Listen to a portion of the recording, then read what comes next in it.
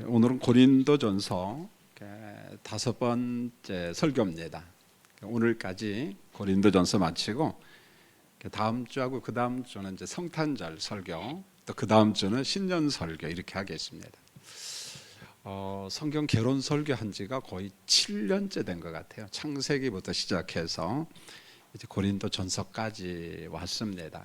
이제 나머지 신약은 제가 쭉 계산을 해보니까 한 내년 한 11월 정도까 내년 11월 정도까지면은요 요한계시록까지 다 마치지 않겠나 그런 생각이 좀 들어요.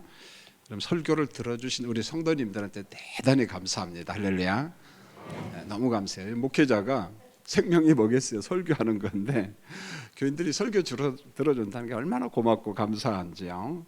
더군다나 저희 교회 강단이 막 재미있게 막 웃기는 그런 설교를 안 하거든요. 보면은 그런데도 인내하면서 들어줬다는 게 참 감사하죠. 보면 감사합니다. 예, 감사합니다.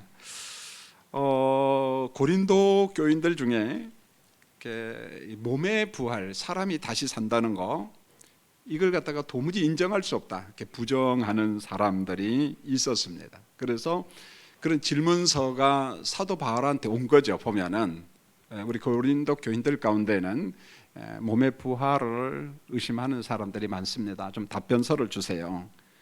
사도 바울은 편지를 받고 이제 부활 진리에 대해서 답변서를 보내는 겁니다. 그런데 어떻게 접근하냐면은 부활이 있다 이렇게 말해도 되는데 성경과 그리고 예수님과 사도들이 이렇게 말씀했다더라, 증언했다더라.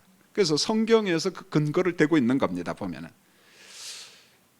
사실은 얼마 전까지만 해도 예수님의 제자들도 주님의 부활을 알지를 못했어요. 아예. 여러분 예수님의 마지막 그 공생의 사역을 마치기 전에 이제 3번에 걸쳐서 순환 예고를 하잖아요. 내가 순환 받고 죽고 사흘 만에 부활한다. 연거푸 3번 이야기하는데 제자들이 뭔 말인지를 못 알아듣습니다. 보면 그 언제 깨닫느냐면은 예수님이 승천하시고 이제 성령이 강림하시고 난 다음에 그게 그거구나 깨달아요. 보면은요. 그러면은 제자들만 이해를 못했느냐? 그렇지가 않아요. 구약 성도들이 거의 다 이해를 못했습니다.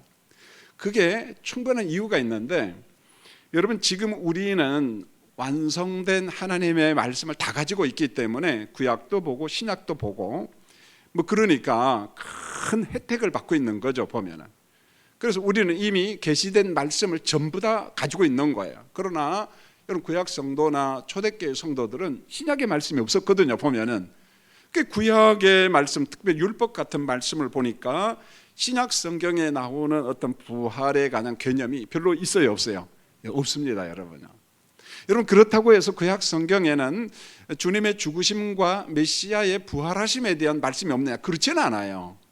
여러 군데 있지만은 그게 우리 눈에 확 들어오는 내용이 별로 없습니다. 그러다 보니까 구약 성도들이나 심지어 제자들까지도 예수님이 말씀해도 그게 뭔 말인지를 못 알아들었다는 거예요. 보면은 자, 이와 같은 상황 속에서 십자가 복음, 부활의 복음을 모르는 사람들이 부활에 대해서 이해를 한다는 건 정말 쉽지가 않아요. 지금은 이제 그런 질문을 좀 받지 않습니다만은 종종 벽제 화장장에서 이제 장례식을 치르고 오면은 교인들이 그래요. 목사님이 조금 전에 부활 설교를 해서 저도 아멘 했지만은 궁금해요. 정말 저렇게 화장한 사람이 예수님이 오실 때 어떻게 부활해요? 그러면은 제가 이제 좀 설명을 하죠. 보면은 그 고개를 가우뚱하면서 여러분 이게 정상이에요. 우리 이성의 한계죠. 보면은 그 계산해서 논리적으로 이렇습니다라고 유추하면서 정답을 찾아간다는 것은 결코 쉽지가 않다는 거예요. 보면은요. 그렇다고 해서 성경에서 말씀하지 않은 것도 아닙니다, 여러분요.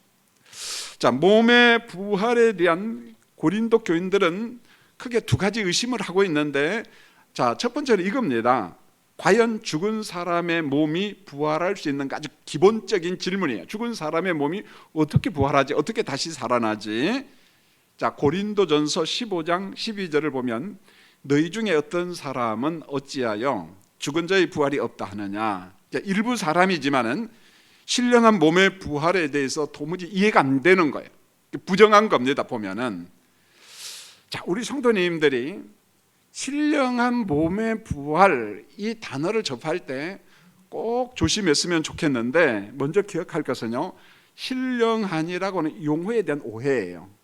그래서 신령하다 하면은 어떤 사람은 마치 유령 개념으로 받아들이고, 신령하다라고 하는 사람이 어떤 몸의 실체는 없는 어떤 영적 존재로만, 어떤 보이지 않는 마치 뭐 유령과 같은 존재로 그렇게 받아들이고, 우리가 신령한 몸으로 부활한다는 게 도대체 뭐야? 아멘을 하면서도 감이 잡히지 않는 경우가 종종 있다는 겁니다. 보면은 여러분, 신령하다라고 하는 말은 땅의 몸과 하늘의 몸을 대조하는 그런 용어예요. 보면은 자, 우리가 땅의 몸을 보세요. 땅의 몸이라는 말은 우리가 지금 땅에 접촉하면서 살아가고 있잖아요. 이 땅의 몸의 특징은 약함이 있어요. 병이 듭니다. 그리고 죽음이 옵니다. 썩음이 있다는 거예요.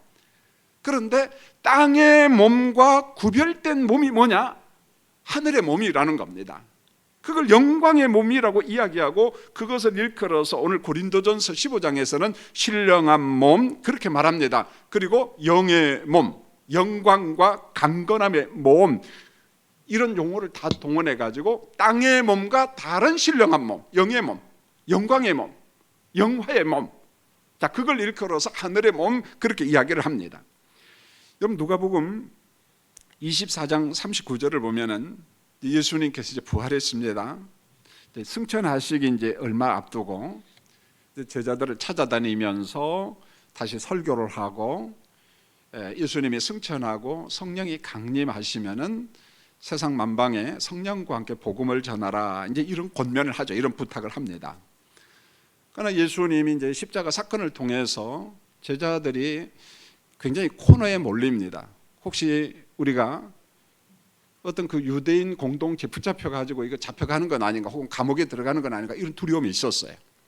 그러다 보니까 사람들이 숨어 지냈어요. 그래서 문고리도 고로 잠그고 그랬어요. 그런데 부활하신 예수님께서 제자들의 있는 곳에 어떻게 해요? 들어옵니다. 뭐 누가 문 열어줬다 그런 표현도 없습니다. 마치 어떤 그런 장벽을 뛰어넘고 들어오듯이, 여러분, 엠마오로 가는 두 제자 옆에도 그런 공간을, 시간 공간을 초월해서 오시는 그리스도의 모습이 나오잖아요. 보면은요, 부활하신 몸. 이때 예수님께서 샬롬 에이레네 이렇게 말합니다. 평강이 여러분에게 있을지어다. 그러면서 예수님을 마치 유령으로 착각하는 제자들에게 그렇게 말해요. 봐라, 나는 뼈와 뭐가 있다? 살이 있다. 이런 말을 합니다. 여러분, 부활하신 예수님이 뼈와 살이 있다는 거예요. 그러면은 부활하신 예수님의 몸, 뼈와 살이 부활 전의 몸의 상태와 어떨 것이냐? 다르다는 거죠. 그럼 다르다라고 하는 말이 완전히 별개다, 그런 말은 아닌 거예요. 그래서 제가 변화산 사건을 이야기를 하면서 여러 번 제가 강조를 했습니다. 예수님께서 이너 서클인 3명의 제자들을 데리고 변화산에 올라가잖아요. 하나님의 음성이 들리고 모세와 엘리야와 예수님을 보면서 서로 대화하는 모습을 보잖아요. 그런데 그 대화하는 모습을 베드로와 야고보와 요한이 알아봤어요? 못 알아봤어요? 알아봤어요. 저 사람은 모세구나. 저 사람은 엘리야구나. 알아봤다는 거예요. 제가 어느 때 이 이야기를 했냐면, 우리가 죽잖아요. 그럼 몸은 땅에서 어떻게 돼요? 썩어요. 영혼은 어떻게 됩니까? 아브라함과 이삭과 야곱의 하나님 그 품에서 우리가 안식을 누립니다. 여러분, 우리가 영혼의 안식 상태는 어떤 무의식의 상태, 어떤 수면 상태가 아니라 정확한 의식적 존재로 살아간다는 거예요. 보면은요. 그래서 예수님이 말하잖아요. 우리 하나님은 죽은 자의 하나님, 산자의 하나님, 산자의 하나님, 이렇게 말씀하고 있어요. 이때 제자들이 모세와 엘리야를 알아봤어요? 못 알아봤어요? 알아봤다는 거예요. 마찬가지라는 겁니다. 여러분, 우리가 이 땅에 살 때도 김기선의 모습은 이 모습이지만은 하나님의 나라에 가서도 이 모습이라는 거예요. 그러나 몸체는 다를 수 있습니다. 무슨 말이냐면은 지금의 몸은 병들고 뭐 연약하고 뭐 그런 거잖아요. 그런데 영생하는 하나님의 나라에서는 죽음이 있어요? 없어요. 썩음이 있어요? 없습니다. 병이 있는가요? 없습니다. 병원 있을까요? 천당에 가면? 없어요. 그 병원이 있다고 하면 그 천당 아니야. 여러분 가지 마세요. 거기는요. 없습니다. 보면 전혀 다르다는 거예요. 오늘 이 말씀이라는 거예요. 보면은요.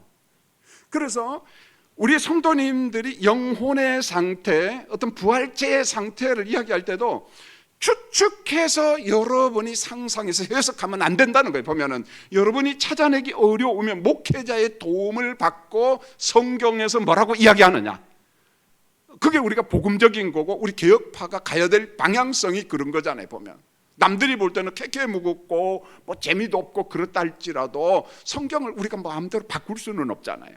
하나님 말씀대로 우리가 가야 되지요. 자, 두 번째로 죽은 자가 다시 산다고 하는데 어떠한 몸으로 오느냐? 자, 부활은 인정하는데 그러면 어떤 부활체로 오느냐? 이런 말이에요. 어떤 몸으로 살아나느냐? 고린도전서 15장 35절을 보면은요, 이 죽은 자가 어떤 형태 몸으로 다시 살 수 있는가? 자, 고린도 교인들에게 이제 답변서를 보내죠. 보면은 그 말씀이 오늘 읽은 말씀이에요. 여러분 고린도전서 15장 3절로 4절을 다시 보면서 바울이 준 답변이 이거예요. 자, 한번 읽겠습니다. 시작. 내가 받은 것을 먼저 너에게 전하였노니 이는 성경대로 그리스도께서 우리 죄를 위하여 죽으시고 장사 지낸 바 되셨다가 성경대로 사흘 만에 다시 살아나사. 여러분 오늘 여기에서 말씀한 성경대로는 사실은 앞에다가 구약 성경대로 그렇게 해야 됩니다. 뭔 말인지 아시겠죠? 왜요? 예수님께서 이 설교할 때, 이 말씀을 전할 때는 신약 성경이 있어요, 없어요? 여러분 없습니다.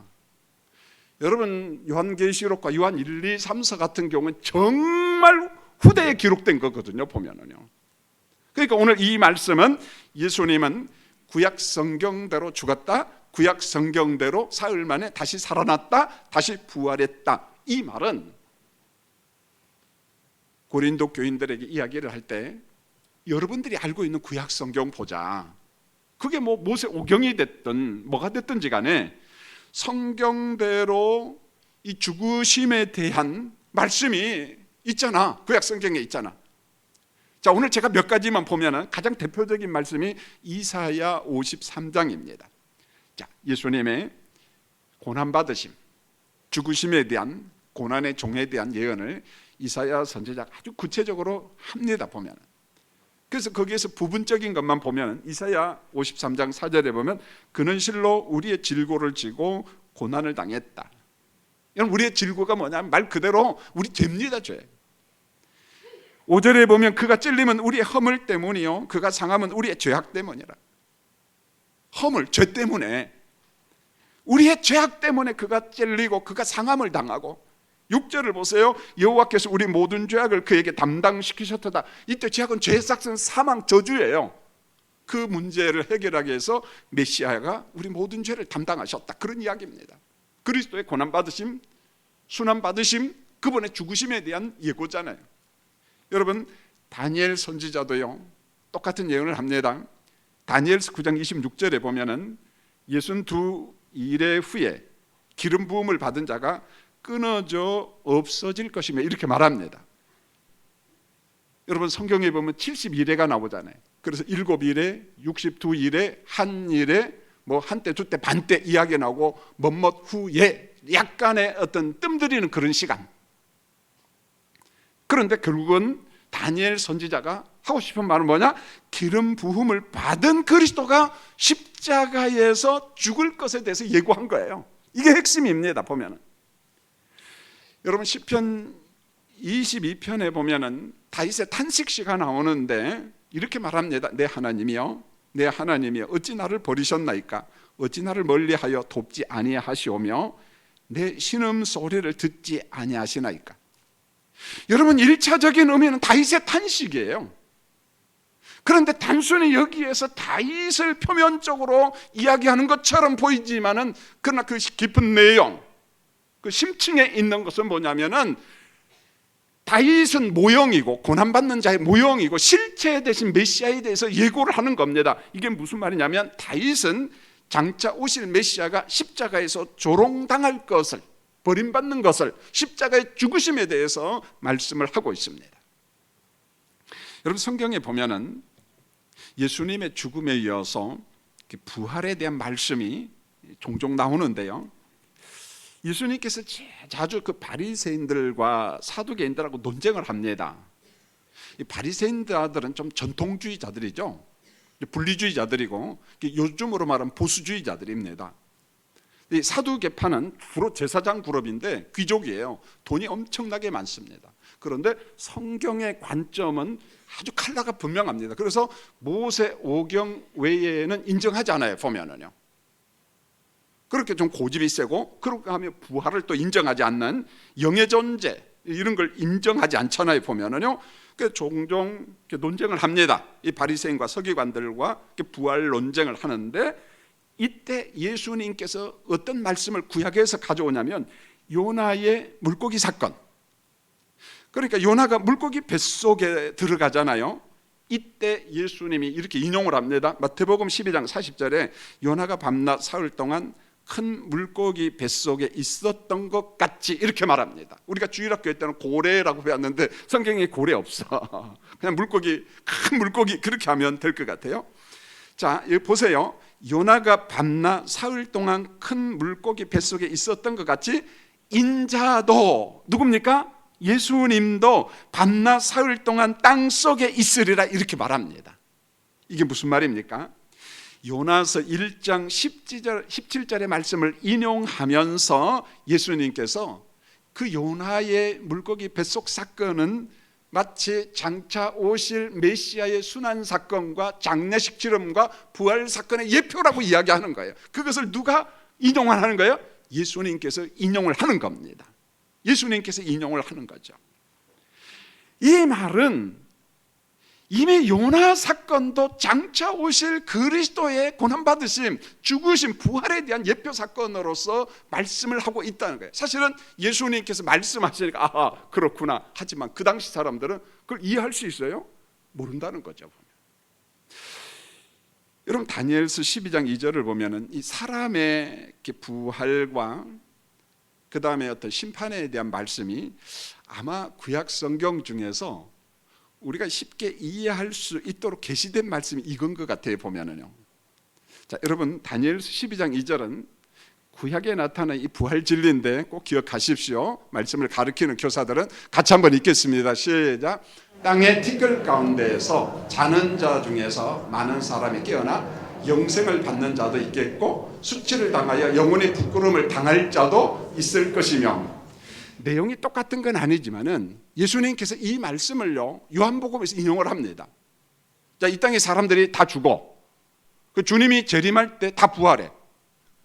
자, 성도는 생명의 부활, 불신자는 무슨 부활? 심판의 부활. 여러분 의외로요 신약 성경에 보면은요 불신자의 상태는 별로 설명이 안 나옵니다. 성도의 기사는 참 많이 나오는데, 그런데 다니엘서 12장 2절은 기가 막혀요. 땅의 티끌 가운데서 자는 자 중에, 누굽니까? 죽은 자 중에 많은 사람이 깨어나 영생을 받는 자도 있겠고, 많은 사람이 구원함을 받는다는 거예요. 완전한 구속을 받는다. 그러나 일부는 수치를 당하여서 영원히 부끄러움을 당할 자도 있다 이렇게 말합니다. 영원히 부끄러움을 당한다는 건 뭐겠어요? 불법의 심판이잖아요. 불못의 심판, 말 그대로 둘째 사망에 들어간다는 거죠. 영벌 속에 들어간다. 여러분 다니엘서는요 그걸 아주 명확하게 예언을 했습니다. 이처럼 몸의 부활을 의심하는 사람들에게 오늘 사도 바울이 어떻게 답변을 하느냐, 우리 생각에는, 내 생각엔 그렇게 말하지 않아요. 고린도전서 15장 3절 4절에서 성경대로 예수님이 죽었다, 성경대로 장사 지난 바 되었다, 성경대로 예수님께서 살아나셨다, 성경대로 이렇게 말합니다. 여러분 이게 바울의 신학이에요. 바울의 원리입니다. 보면은요. 여러분이 지금 예배하는 석간중앙교회가 가고 있는 신앙의 노선이 있고 신학의 노선이 있어요. 그걸 한마디로 정리하면 하나님의 말씀대로입니다. 성경대로입니다. 여러분 흐뭇한 자부심을 가져도 상관이 없어요. 다른 어떤 교회처럼 큰 대형 교회는 아니고 뭐 화려한 건 없지만은, 석관동에 있는 뭐 좀 초라하지만은 우리가 걷고자 하는 것은 분명하다는 거예요. 바울이 이야기합니다. 성경대로. 그러면은 성경대로가 뭐냐는 거예요. 적어도 여러분들이 알고 있어야죠. 첫 번째 이런 겁니다. 하나님이 우리에게 계시하신 성경 66권 하나님의 말씀은 오류가 없다는 것, 인정하는 거예요. 보면 우리의 신앙과 믿음은 다른 부수적인 것 별로 필요 없다는 거예요. 성경만으로 충족하다는 것입니다. 하나님의 말씀인 성경만으로 충족하다는 거예요. 다른 거 막 도입해가지고 뭐 이러쿵저러쿵 할 필요 없다는 거예요. 보면은요. 두 번째는 하나님의 의, 믿음의 의. 이게 뭐냐? 구원이에요. 구원. 그래서 하나님의 선택과 하나님의 예정과 하나님의 영원한 작정과 무조건적인 선택이 성경 말씀에 나오는데 우리는 그 말씀 그대로 믿고 인정한다는 거예요. 이게 성경대로예요. 자, 세 번째는 성경 말씀을 읽다 보면은 인간의 전적인 타락이 나와요. 무능함이 나옵니다. 인간을 낙관적으로 보지 않아요, 여러분. 우리는 그 말씀을 그대로 인정하는 거예요. 믿는 겁니다. 여러분, 우리가 거듭난 것은, 중생함을 받은 것은 우리 노력, 우리 행위가 아니라 성령께서 중생케 하신 거예요. 거듭나게 하신 겁니다. 우리를 하여금 믿게 하신 거예요. 우리를 하여금 의롭다 여기게 하셨어요. 그러면 의롭다 여김받은, 인침받은 우리의 영혼이 하나님의 나라 본향에 들어갈 것을 믿습니다. 성경의 약속이에요. 구원이 오락가락하지 않는다는 거예요. 오락가락하지 않는다는 것입니다. 결국은 성경대로라는 게 뭐냐? 부활을 의심하는 고린도 교인들에게 이렇게 말합니다. 예수님은 성경대로 죽었다, 성경대로 장사 지낸 바 되셨다, 성경대로 다시 살아났다, 이렇게 말하고 있어요. 혹시 믿음의 연수가 좀 되지만은 이성적으로 판단할 때 부활에 의심이 가는 사람이 있다면요, 마음문을 여시고 성령께서 여러분의 마음을 열고 여러분에게 믿음 주실 때에 성경에서 말씀한 십자가 사건과 장사 지냄과 부활을 믿으시기를 예수님의 이름으로 축원합니다. 받아들이는 게 좋아요. 자, 고린도 교회 교인들이 사람의 몸의 부활을 부정하는 이유가 있지 않겠어요? 그게 뭐냐? 헬라 사상 때문에 그렇다고 이야기를 했습니다. 헬라 사상은 영혼은 참 선하다, 굉장히 좋게 봐요. 그러나 우리 겉사람인 육은 더럽다, 자꾸만 그런 거예요. 더럽다, 뭐 이렇게 봅니다. 그래서 금욕주의도 나오고 쾌락주의도 나오고 방탕주의도 나오고 뭐 요상한 방향으로 가는 거예요. 이 사람들의 질문이 뭐냐? 그러면은 우리 선한 영혼이 언제 자유함을 누리는가? 언제 해방하는가? 방법이 없어요. 우리 육체가 어떻게 돼야 돼요? 죽어야 돼요. 그러면은 육신이 죽을 때, 썩어 없어질 때 거기에 감금되어 있는, 갇혀 있는, 감옥에 갇혀 있는 영혼이 어떻게 돼요? 자유함을 누린다는 거예요. 자유함을 누리게 된다는 겁니다. 해방을 얻는다, 이렇게 말해요. 그런데 이것을 수백 년 동안 그런 분위기 속에서, 철학 속에서 살아왔습니다. 그런데 어느 날 바울 사도와 같은 선교사들이, 말씀의 교사들이 죽은 자가 부활한다, 생명의 부활, 심판의 부활이 있다, 몸의 부활을 강조하니까 이게 이해가 돼요? 안 되는 거예요. 믿어져요? 안 믿어지는 거예요. 안 믿어진다는 겁니다. 여러분, 사람이 자기가 살고 있는 문화와 전통, 습관에 젖어버리면은요, 그게 잘못인데도 불구하고 그것을 복음적으로 바꾼다는 게 참 어려워요. 그래서 말씀을 제대로 배워야 된다는 게 정말 중요합니다. 보면은 저는 금요일 날 저녁에 우리 부목사님이 야누스에 대해서 준비한 걸 강의를 들으면 참 은혜를 많이 받았어요. 보면 저렇게 열심히 준비했구나, 참 잘했다. 저만 들으려면 너무 안타까운 거예요. 보면은 우리 교인들도 좀 금요일 날 오세요, 여러분요. 예. 목사님 영상 듣고 있습니다. 그거 말고 오시기 바랍니다. 예. 뭐가 그렇게 재미있는 게 많나요? 금요일 날 집에 우리 성가대 뭐가 그렇게 재미있어요? 예. 그냥 습관적으로 안 나오는 거죠. 말을 안 하네 이제. 여러분, 그 핵심이 뭐냐면은 야누스라고 하는 종교개혁 이전의 종교개혁자입니다. 대단한 사람이거든요. 그런데 하나님의 말씀에 붙잡혀서 개혁을 하고 결국은 화형당해서 죽잖아요, 보면. 그런데 말씀에 끝까지 붙잡혀서 말씀을 배반하지 않습니다, 보면. 이게 왜 가능할까요? 성령께서 그 마음을 잡으시고 성령께서 하나님의 말씀의 우선성에 대해서 강력하게 말씀합니다. 그러니까 변하지 않는 거예요, 여러분요. 이게 우리의 자랑이고 어떤 면에서 우리의 자부심이라는 거예요, 보면은요. 교회다움이 이런 것 아니겠느냐, 그런 생각이 들어요. 여러분, 교회 자랑이 뭘까요? 외형적으로 뭔가 하나님의 말씀을 얼마나 붙잡고 있느냐는 거예요. 얼마나 말씀대로 사느냐, 이거 아니겠습니까? 자, 이렇게 의심하는 고린도 교인들에게 바울 사도가 이렇게 접근합니다. 만일이라고 하는 가정법 논리를 가지고 설득해 나가는 거예요. 이 가정법 논리 참 중요해요. 보면은 자, 이런 겁니다. 고린도전서 15장 12절에 예수님이 죽은 자 가운데서 다시 살아나셨습니다. 그런데 너희 중에 어떤 사람은 어찌하여 죽은 자 가운데서 부활이 없대 하느냐. 그러니까 어떤 사람들은 육신의 부활을 부정했습니다. 전자에 이야기한 것처럼 헬라 철학의 영향을 받은 영적 엘리트주의자들, 난 똑똑하다, 아주 교만한 사람들이 있었어요.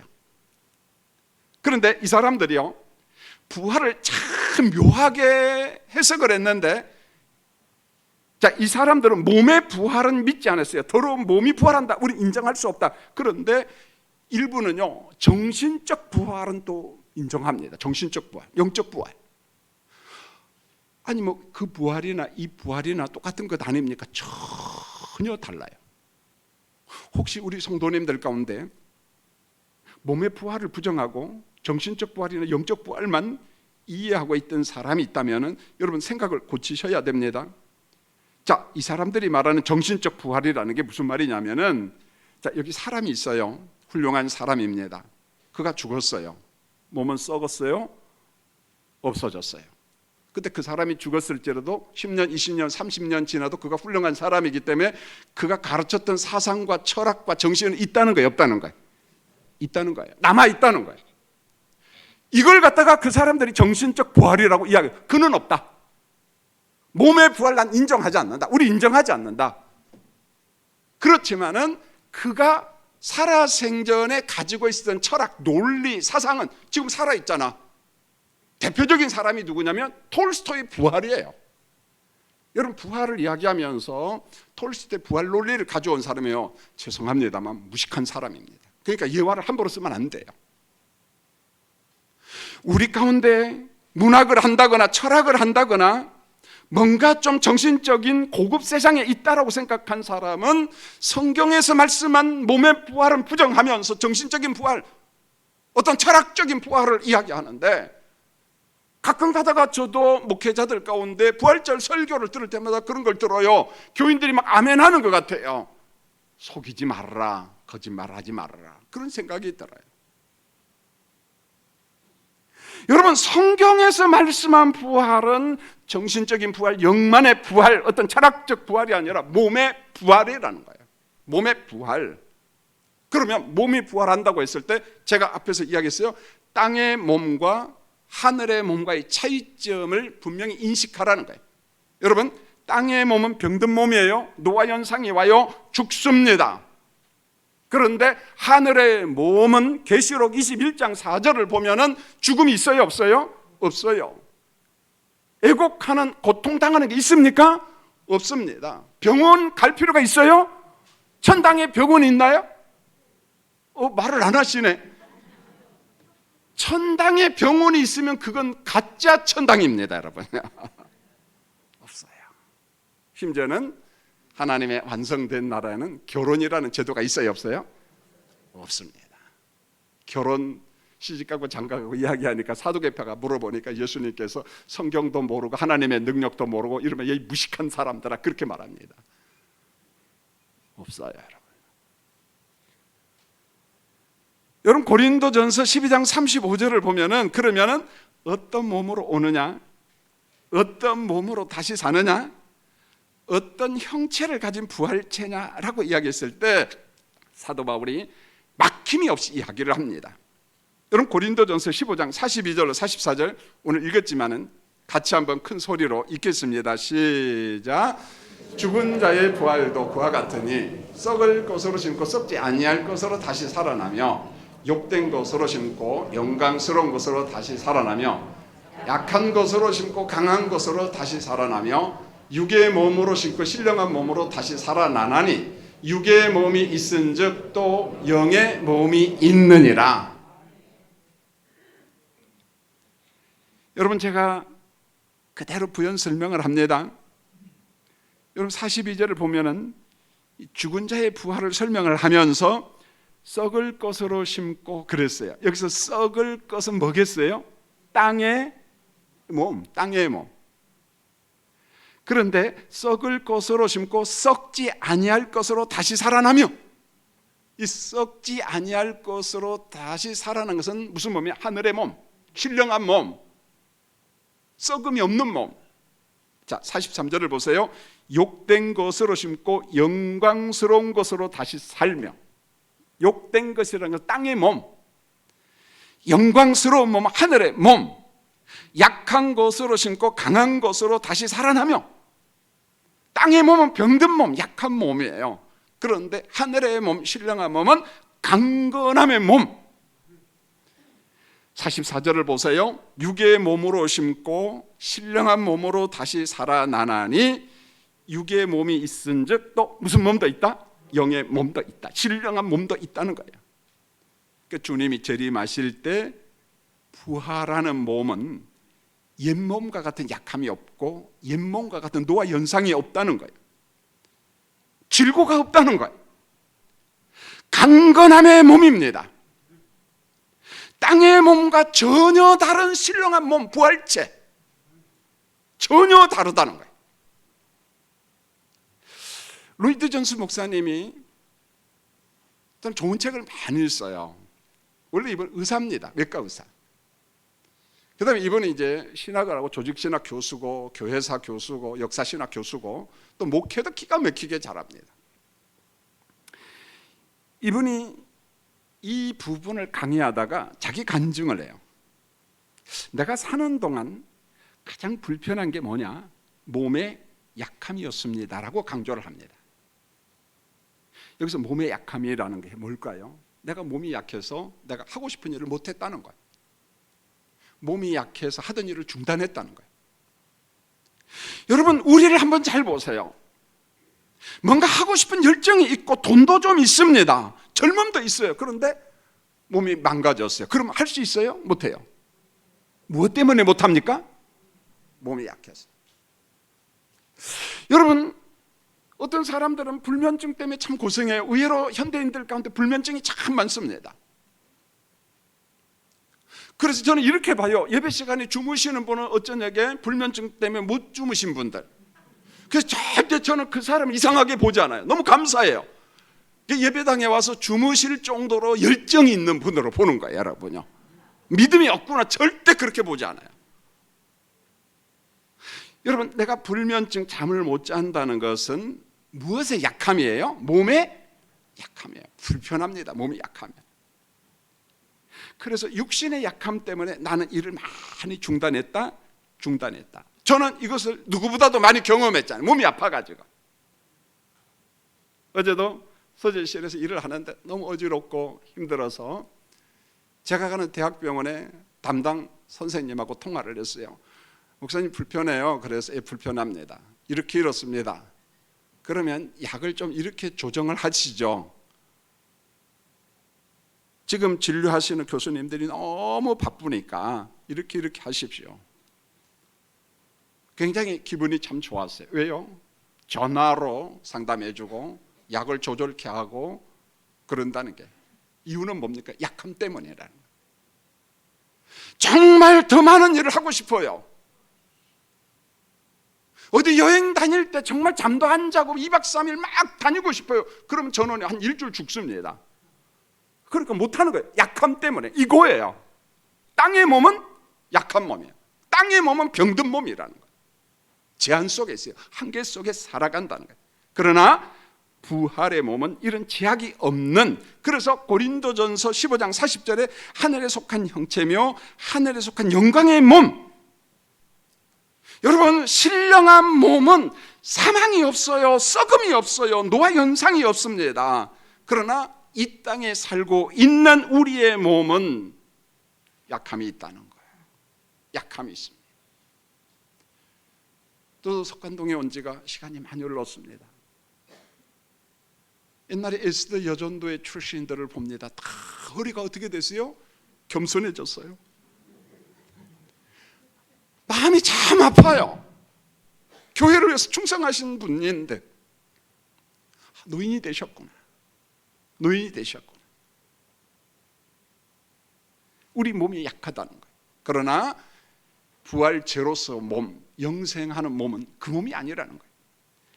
만일에 예수님과 같은 부활이 없다면 고린도전서 15장 13절, 예수님도 다시 살아나지 못했다. 부활이 없는데 예수님 왜 살아나요? 14절을 보세요. 만일 부활이 없다면 우리의 전도와 믿음도 모두 헛것이 거짓말이에요.